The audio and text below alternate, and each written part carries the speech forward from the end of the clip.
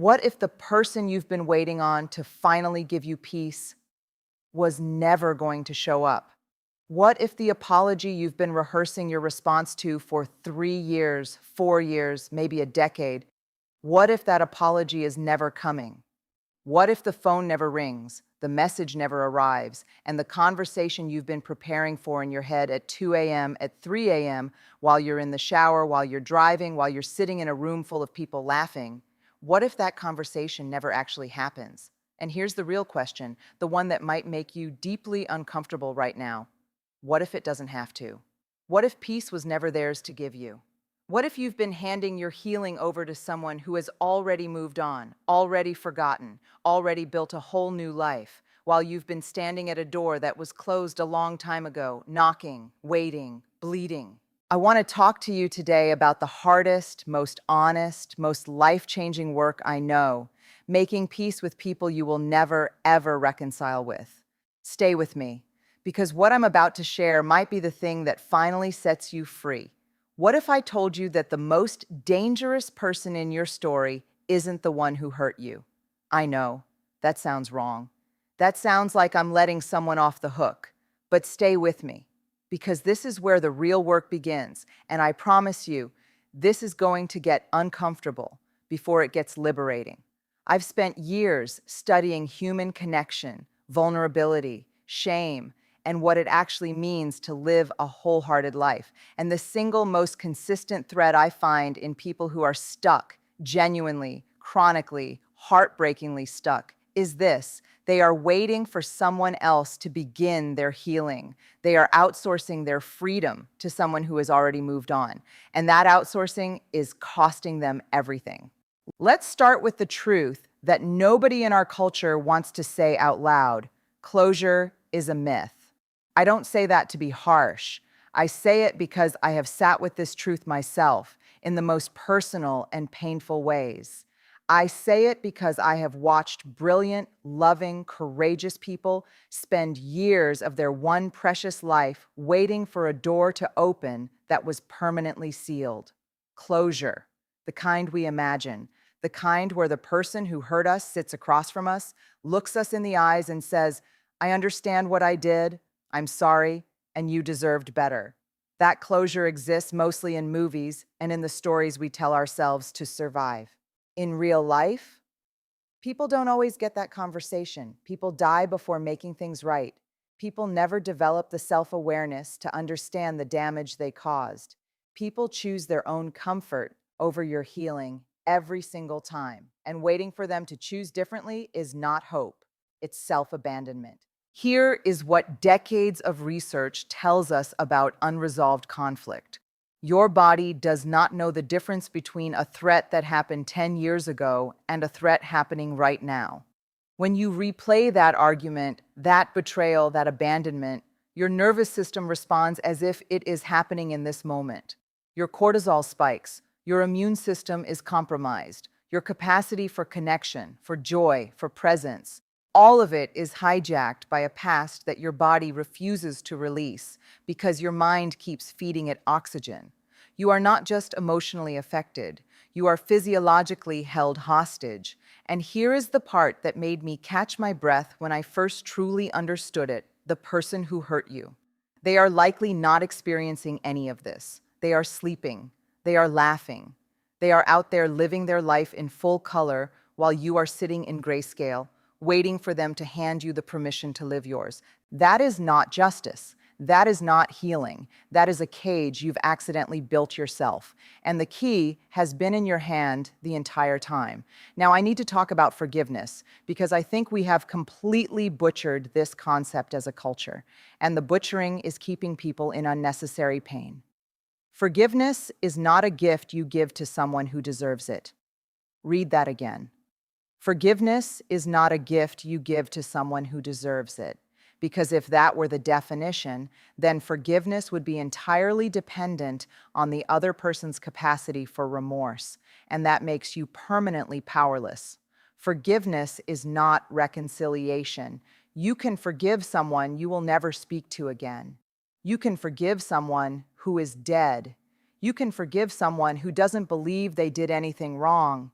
You can forgive someone who would do the exact same thing again if given the chance. Forgiveness does not require their presence, their awareness, or their participation.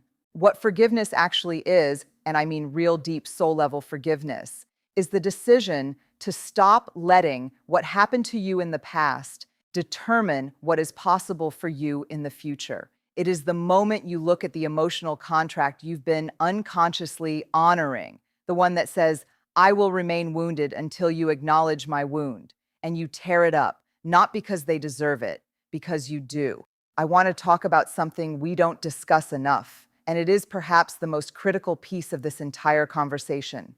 It's the secret wound inside the obvious wound. When someone hurts us, we develop visible anger toward them. That anger is appropriate. That anger is information. But underneath that anger, underneath it, almost invisible, almost silent, is shame. Not their shame, ours. Why did I trust them? Why didn't I see it coming? Why did I stay so long? Why wasn't I enough? Why did I allow this? We turn ourselves into the defendant in a trial where we are simultaneously the prosecutor, the judge, and the jury. And we are brutal. We are so much harder on ourselves than we would ever be on someone we loved. And that self-prosecution, that quiet, constant, merciless self-interrogation does more damage than anything the other person ever did. I want to say this clearly, with everything I have. What happened to you was not your fault. And even the parts where your choices contributed to a painful outcome, you were doing the best you could with what you knew and what you had at the time. Full stop. You were not broken. You were not stupid. You were not naive. You were human, deeply, beautifully, imperfectly human. Making peace with people you'll never reconcile with starts inside, with the radical, revolutionary act of making peace with yourself first, with your choices, with your wounds, with the version of you who trusted someone they shouldn't have, who stayed somewhere longer than was healthy, who needed more than they received. That person deserves your compassion, not your contempt. Let's talk about boundaries, because I think we've made boundaries sound aggressive, and that misunderstanding is costing us our most important relationships. Boundaries are not punishment. Boundaries are not walls. Boundaries are not the passive-aggressive distance we put between ourselves and someone we resent. Boundaries are the honest, values-based declaration of what we need to remain in integrity with ourselves. And here is something that might genuinely surprise you: resentment, that slow-burning, soul-draining resentment that so many of us carry. Resentment is almost always an unspoken boundary. It is what happens when we needed to say, "This is not okay," and we didn't. Either because we didn't believe we had the right to, or because we were afraid, or because we'd been taught that being agreeable was more important than being honest. Every instance of resentment in your life is pointing at a moment where you abandoned yourself to keep someone else comfortable, and you paid for that abandonment with your peace.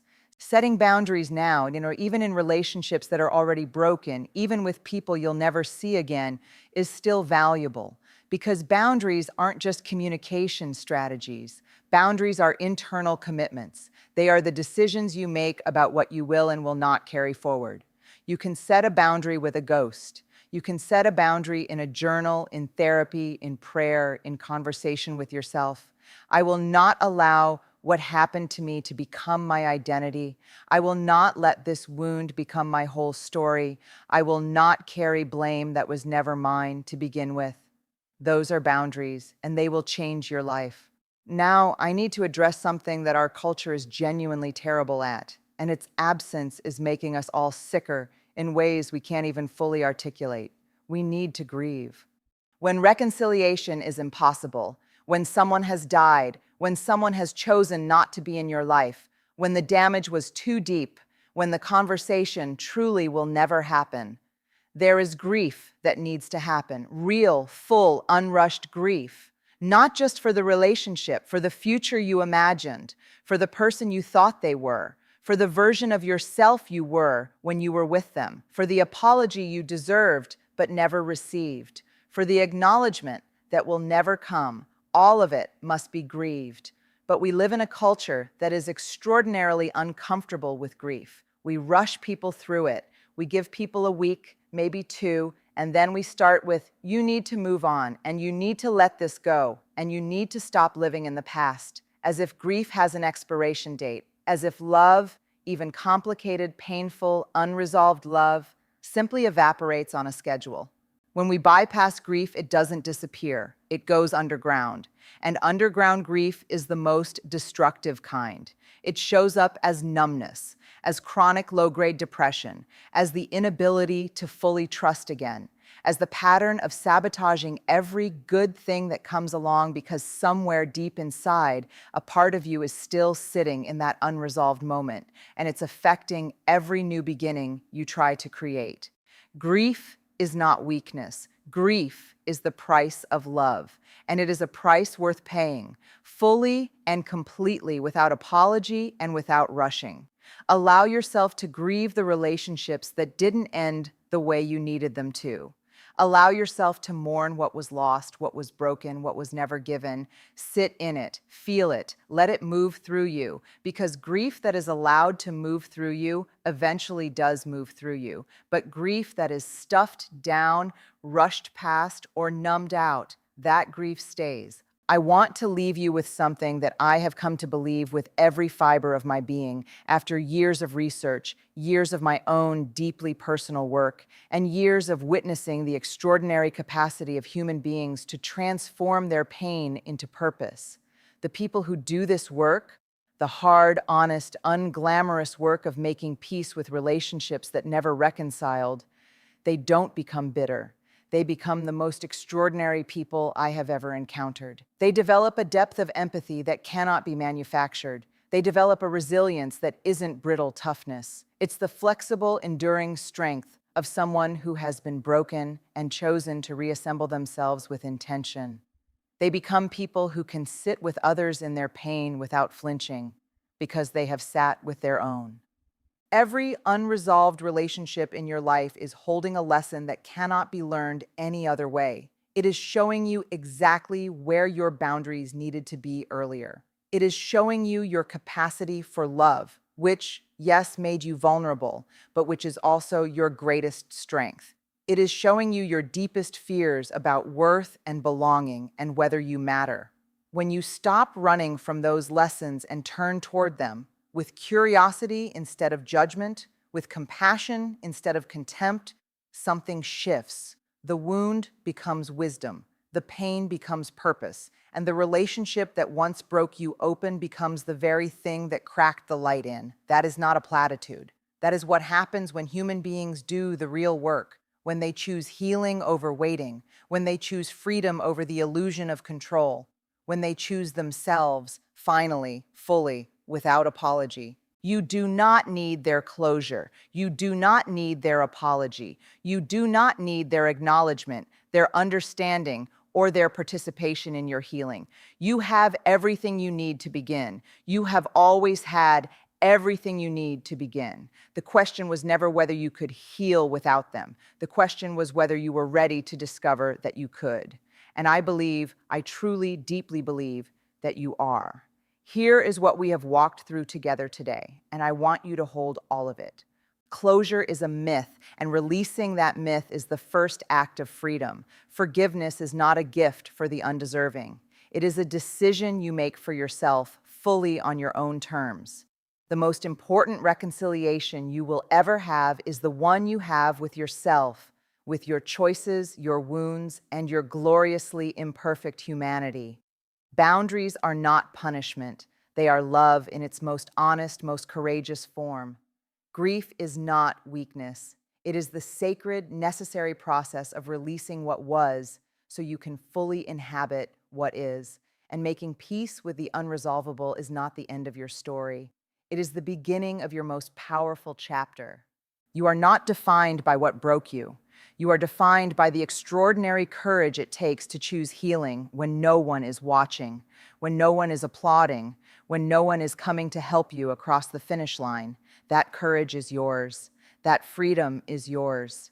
And it has been waiting for you on the other side of the decision to stop waiting for someone else to open the door. The door was yours all along.